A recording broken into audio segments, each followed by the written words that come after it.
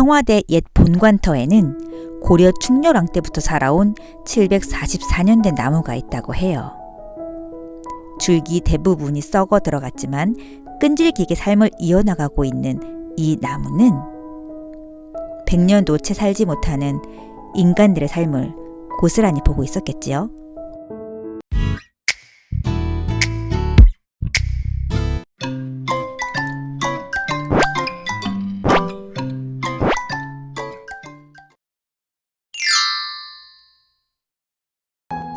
고려시대 때 왕이 남경에 행차할 때마다 사용했던 궁으로 시작한 청와대 터는 조선시대에 들어와 경복궁이 들어서기 시작하면서 세종 때부터 경복궁의 후원으로 사용하기 시작합니다. 남경의 신문훈 박 후원이라 하여 경무대라고 불리우지요. 이 경무대는 무예를 닦는 연무장이나 관리를 뽑는 과거 시험장으로도 사용됩니다.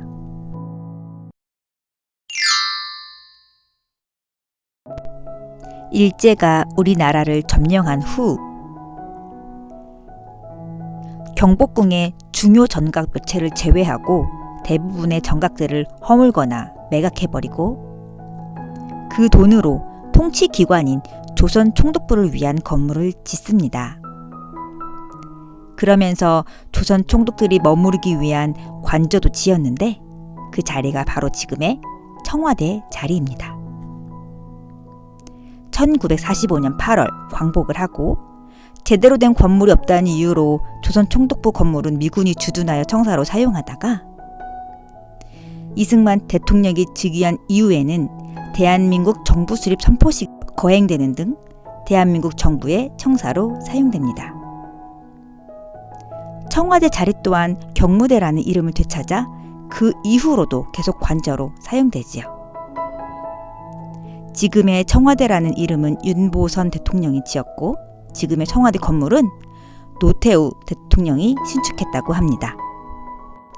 조선 총독부 건물은 청와대 기능을 상실한 이후에도 국립중앙박물관 등으로 쓰이다가 1995년 8월 15일 경복궁 복원운동으로 인해 철거되지요.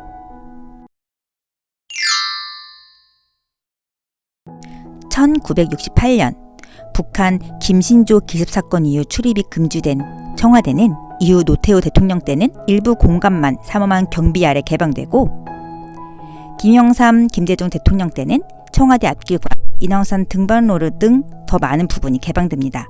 또한 외국인들에게까지 관람이 허용되지요.